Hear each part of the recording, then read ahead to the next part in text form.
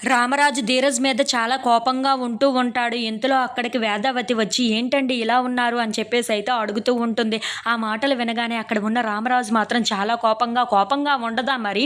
వాడు ఎక్కడికి వెళ్ళిపోయాడు? సరైన టైం చూసుకొని ఎక్కడికి వెళ్ళిపోయాడో అర్థం కావటం లేదు. ఎవరికైనా ఎక్కడికైనా వెళ్తే చెప్పాలి కదా కనీసం అని చెప్పేసైతే కోప్పడుతూ ఉంటాడు. ఆ మాటలు వినగానే అక్కడ ఉన్న తన కూతురు కూడా, "అవును, ఆ రోజు పోలీస్ స్టేషన్‌లో చెప్పింది కదా ప్రేమ, తన నగలు ఎలాగైనా సరే ఒక వారం రోజుల్లోనే ఇప్పించేస్తాను, మళ్ళీ పోలీస్ స్టేషన్ వాళ్ళకి అప్పగిస్తాను అని చెప్పింది. ఇప్పుడు చూసి వాళ్ళిద్దరూ ఎక్కడికి వెళ్లారో అర్థం కావటం లేదే. ఎక్కడికి వెళ్ళినా సరే కనీసం ఎవరికైనా చెప్పి ఉంటే చాలా బాగుండేది" అని చెప్పేసి అయితే అంటూ ఉంటుంది.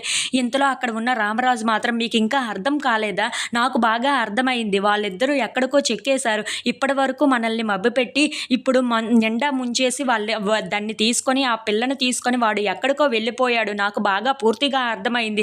వాడి సంగతి ఈ రోజుతో నాకు మొత్తం తెలిసిపోయింది" అని చెప్పేసి అయితే అంటూ ఉంటాడు. ఆ మాటలు వినగానే అక్కడ ఉన్న వేగవతి అయితే ఒక్కసారిగా షాక్ అయిపోయి రామరాజు వైపు చూస్తూ ఉండిపోతుంది. ఇంతలో అక్కడ సాగర్ మాత్రం, "లేదు నాన్న, నేను నిన్న ఫోన్ చేసినప్పుడు చిన్నాకి వాడు ఏదో ముఖ్యమైన పని మీద వెళ్తున్నాను, నేను త్వరగానే వచ్చేస్తాను అని చెప్పాడు. అంటే వాడు ఆ నగల పని మీద వెళ్ళి ఉంటాడేమో అని నాకు అనిపిస్తుంది నాన్న" అని చెప్పేసి అయితే అంటూ ఉంటాడు. ఆ మాటలు వినగానే అక్కడ ఉన్న రామరాజు మాత్రం, "ఓహో, నీకు అలాగా అనిపిస్తుందా? ఇంత పిచ్చివాడివి ఎలా అయ్యావో నాకు అర్థం కావటం లేదురా. వాడు ముందే చెప్పాడు కదా ఆ నగలన్నీ అమ్మేసి నేను ఖర్చు పెట్టేసుకున్నాను అని. మళ్ళీ ఇప్పుడు ఎలా నమ్మగలుగుతున్నావో వాడిని నాకు అర్థం కావటం లేదు. అయినా వాడు ఎక్కడికో చెక్కేశాడు. ఇప్పుడు మనల్ని నిండా ముంచేశాడు. ఇప్పుడు ఏం చెయ్యాలో కూడా నాకు అర్థం కావటం లేదు" అని చెప్పేసి అయితే అంటూ ఉంటాడు.